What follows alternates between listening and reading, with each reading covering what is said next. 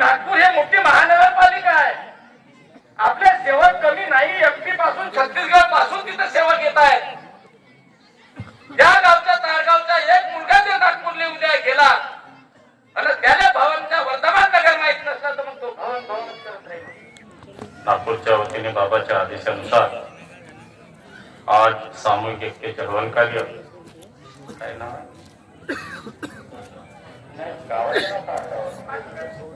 पांडुरंगजी शिंदे घनसोर साहेबांकडे पार पडलं व भगवत कार्याची चर्चा बैठक या ठिकाणी सुरू आहे.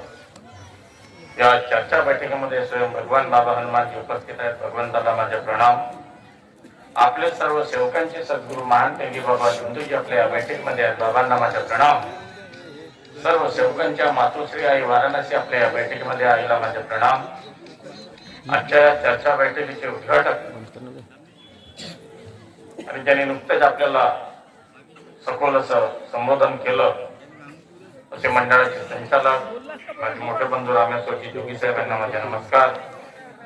ज्यांच्या हस्ते बाबाच्या प्रतिमेचं माल्यार्पण झालं असे आंधळगावचे मार्गदर्शक सन्मान्य शेंडे साहेब ज्यांनी या मार्गाच्या बाबतीत खूप मोठं असं मार्गदर्शन या ठिकाणी केलं असे ज्येष्ठ सेवक ज्येष्ठ मार्गदर्शक आदरणीय शेडके सर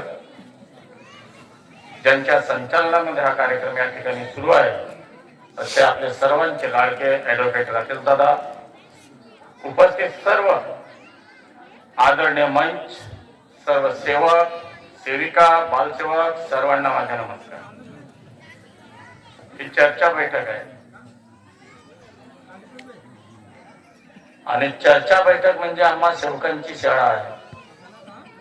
या शाळेमध्ये आज मी शिकण्याकरता आलो आणि अपेक्षा करतो आपण सगळे लोक बाबाचे सेवक या ठिकाणी शिकण्याकरता आले असतात. आपल्या या शाळेमध्ये 4 तत्व 3 शब्द 5 नियम आम्हा सेवकांना आलेले वेगवेगळे अनुभव आमचे महानतेगी बाबा जुंजोजीचे जीवनचरित्र ज्यांनी या मार्गाची निर्मिती केली. आमचे बाबा कसे होते त्यांनी काय केलं आणि आमच्या मातोश्री आई वाराणसी यांनी या मार्गाला दिलेली साथ या सर्व गोष्टीवर या ठिकाणी चर्चा होत असते. माणसाचं वय किती आहे यापेक्षा त्याची शिकण्याची जिज्ञासा किती आहे याला जास्त महत्व आहे.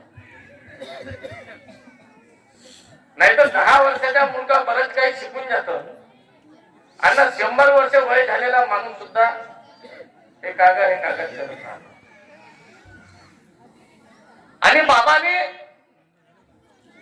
या मानव समाजाला ताळगावच्याच नाही या भारतातल्याच नाही तर अख्ख्या विश्वाला एक दिशा देण्याचं काम केलं. आपल्याला वाटत असेल की बाबाचा जन्म नागपुरात झाला म्हणजे आपल्या फक्त या परिसरासाठी हा विचार जो कोणी देते महापुरुष हा विचार एका माणसाला समोर नेणारा राहत नाही. तो मानव जातीला समोर घेऊन जाणारा विचार बाबांनी दिला आहे. तो भारतालाच नाही तर अख्ख्या विश्वाला तारणारा विचार आमच्या बाबांनी दिलाय. त्या महानत्यागी बाबा जुंदोजीचे तुम्ही आम्ही सेवक आहोत हे लक्षात ठेवा. मार्गदर्शन तुम्हाला काय करावं तुम्ही काही साधे नाही आहात. मी अनेक माझ्या मार्गदर्शनात सांगतो की या मार्गात आलेला प्रत्येक सेवक बाराघाटच्या पाणी पिऊन आलाय. साधा नाही आहे. मार्गदर्शन ज्याला समजत नाही त्याला केलं तर बरं आहे. तुम्हाला माझ्यापेक्षा कमी समजते का कमी समजते तुम्हाला? आणि माझ्या अगोदरचे सेवक आहे माझ्या नंतरचे आहे. बाबाने तुम्हाला 4 तत्व दिले मला 5 नाही दिले. मला 4 तत्व दिले. बाबाने तुम्हाला 3 शब्द दिले आहेत. बाबांनी मला 3च शब्द दिले मला 4 नाही दिले. बाबाने तुम्हाला 5 नियम दिले आहेत. बाबांनी मला 5 नियम दिले आहेत. माझं तुम्ही मागे आहात का? जो सेवक या मार्गात आला तो दुःखी कष्टी होता म्हणून आलाय. माझ्याही परिवारात दुःख होते म्हणून मी मार्गात आलो. तुम्ही साध्या कार्य केल्या मी साध्या साधे कार्य केले, तुम्ही त्यागाचे कार्य केल्या, मी त्यागाचे कार्य केले. तुम्ही 9 भवन घरात घडविल्या, मी माझ्या घरात 9 भवन घडविले. मग आता फरक कुठे आहे? तुम्हाला वेगळं मला वेगळं दिलं का बाबाला? नाही दिलं. मार्गदर्शन नाही, मी चर्चा करतो तुमच्या सोबत. ही चर्चा बैठक आहे. मी चुकू शकतो, मी माणूस आहो. मी चुकू शकतो, मी माणूस आहो. आणि मी माणूस असल्यामुळे, मी चुकू शकत असल्यामुळे तुम्ही माझ्या सेवक व्हावा. तुम्ही मला सांगू शकता तुम्ही इथं चुकले. आणि हे जर सांगितलं तुम्ही आणि ते जर मी स्वीकारलं तर मी खऱ्या अर्थानं बाबाचा सेवक आहोत. चूक आमच्या असून होऊ. पण माझं एकच म्हणणं आहे की कष्ट बाबाला होते, बाबाच्या घरात दुःख होते आणि त्या दुःखातून सुटका करण्यासाठी त्यांचा परिवार धडपड करत होता. फक्त डेअरिंग बाबाने केली. मरण्याची वेळ तर कोण म्हणत? तयार कोण झाले? आपले बाबा तयार. बाकी भावंड तयार झाले नाही. बरोबर आहे.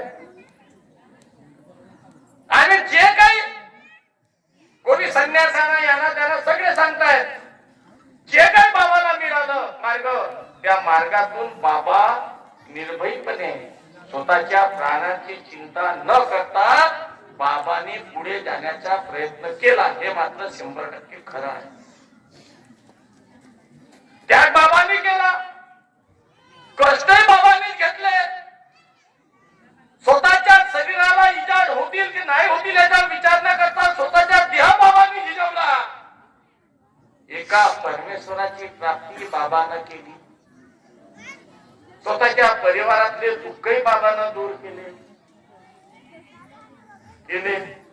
आणि मग बाबाने वाटलं माझ्यासारखे अनेक दुःखी, पीडित, कष्टी, भुतारके, देवतावाले, जीनवाले, बेवडे, दारूचे, सट्टा जुवारी, ज्या गोष्टीमुळे हा मानव समाज बर्बाद होत आहे असे सगळे लोक आहेत. आणि म्हणून या परमेश्वरी कृपेचा फायदा अशा ताळगावात राहणाऱ्या, झोपडपट्टीत राहणाऱ्या, ढेवर मोहल्ल्यातल्या ढेवर समाजाले, एससी मोहल्ल्यातल्या एससी समाजाले, एखादा तेली, कुणबी, मान, गारवडी, जो बी असन दुःखी कष्टी, त्या प्रत्येकाच्या दारामध्ये एक परमेश्वर जर उभा राहिला तर माझ्यासारखे ते सुद्धा सुखी होतील, समृद्ध होतील. हा विचार बाबांनी केला. या मार्गाच्या प्रचार प्रसाराने सुरुवात झाली. बाबाने एका वेळेस सगळं तयार झालं का बाबाजवळ? एकाच दिवशी झालं का? नाही झालं. या ठिकाणी बाबा सोबत राहणारे अनेक आमचे ज्येष्ठ मार्गदर्शक आहेत, सेवक आहेत. काय जसे जसे अनुभव बाबाला मिळत गेले तशी तशी सुधारणा बाबा सुद्धा करत गेला. एक एक गोष्ट, चांगली गोष्ट या मार्गामध्ये बाबा जोडत गेला आणि इथपर्यंत आज आम्हाला आणून ठेवलं. शेळके साहेबांनी सांगितलं की आम्ही बाबाचे सेवक आहोत. मग आम्ही बाबाचे सेवक आहोत तर मग आम्ही बाबाच्या ऐकून राहिलो का? हा विषय आहे का नाही? तत्व तयार कुणी केले? बाबांना. शब्द कुणी दिले? बाबांना.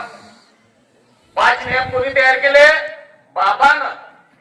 आणि या मार्गात ज्या दिवशी आम्ही पहिला दिवस होता, एकदा आम्ही याच्यावर विश्वासच करत नव्हतो. पहिलं मी केलंच नाही.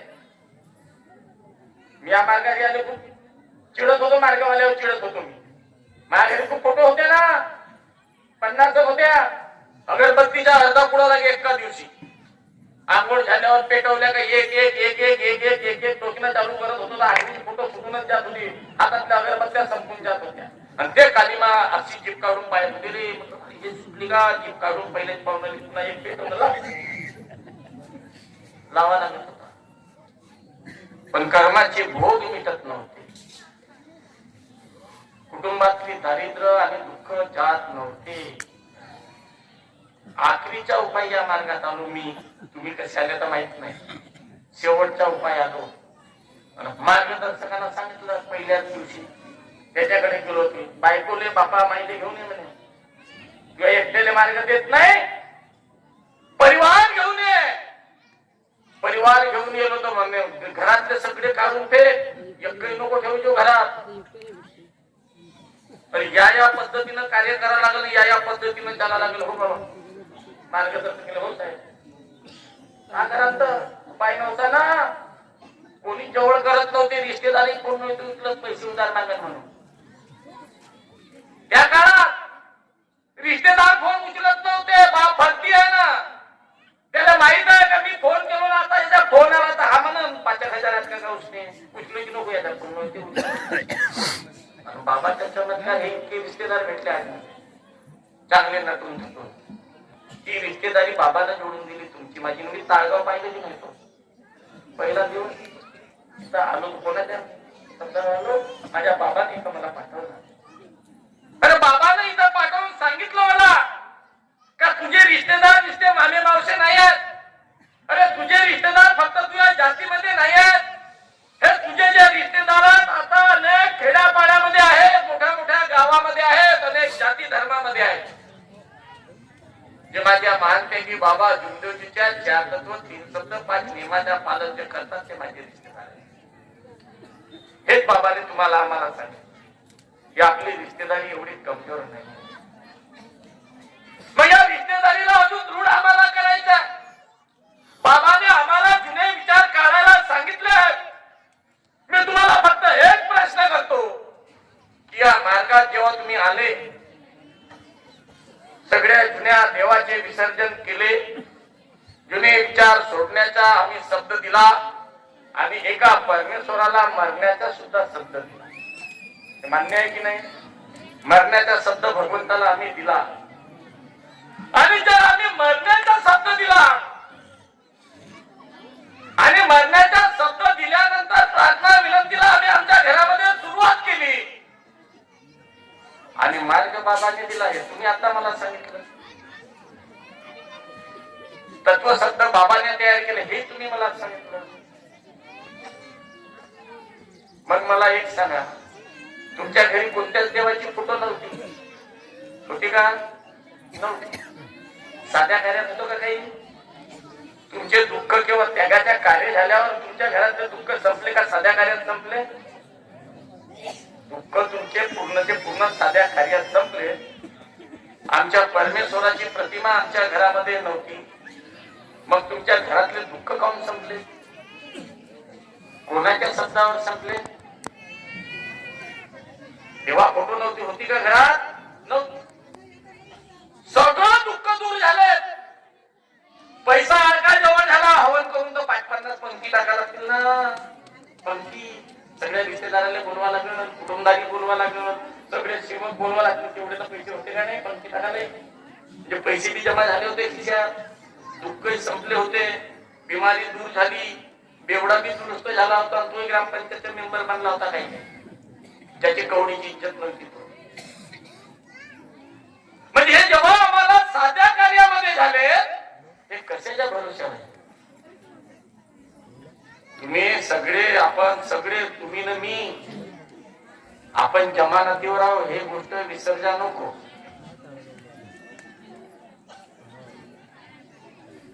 भगवंतानं बाबाला म्हटलं आहे ना की मानव बेईमान है, मैं मानव का कदापि विश्वास नहीं करता.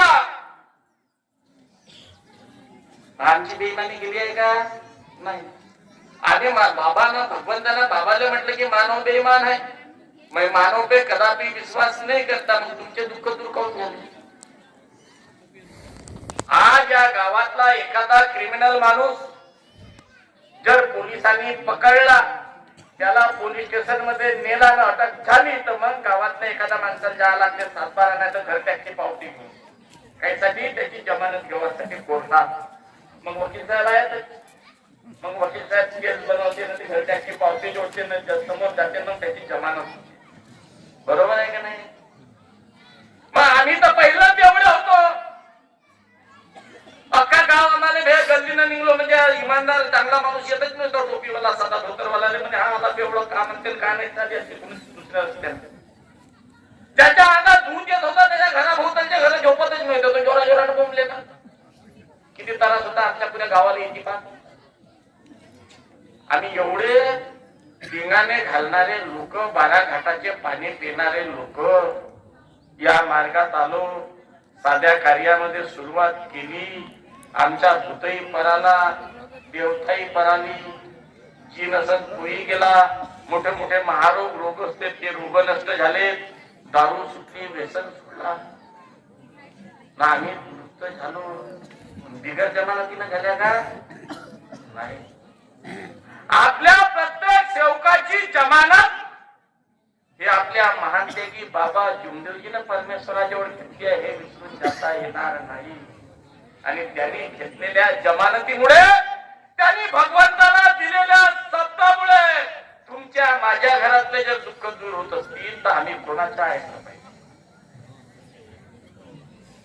माझं तापेश्वर वैद्यचं, रामेश्वर जोगीचं का आमच्या बाबाचं? आमच्या बाबाचं आहे. मग मी कधी कधी म्हणतो, आता वर्धमान नगर हा नाव आला, याचा विपर्यास होऊन राहिला थोडासा.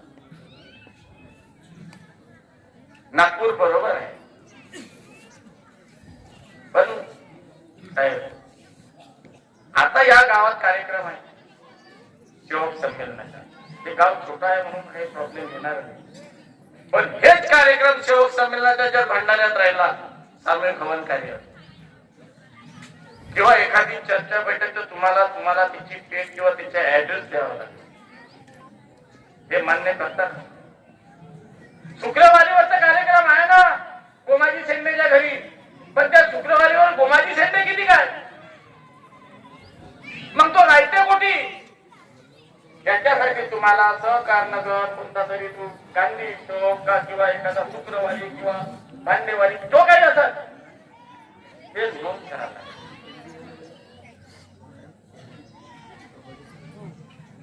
मग नागपूर हे मोठी महानगरपालिका आहे. आपले सेवक कमी नाही. एमपी पासून छत्तीसगड पासून तिथे सेवक येत आहेत.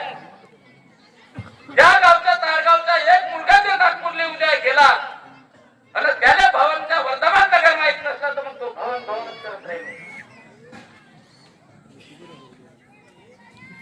हा माझा अर्थ आहे. आणि म्हणून पहिले आपण टिमकी गोळीबार म्हणत होते. पहिलेचे सेवक गोळीबार चौक टिमकी म्हणत होते. आता जे जुने लोक त्याच्या तोंडातून निघत नाही ते आजही म्हणतात, त्याची दोष नाही आहे.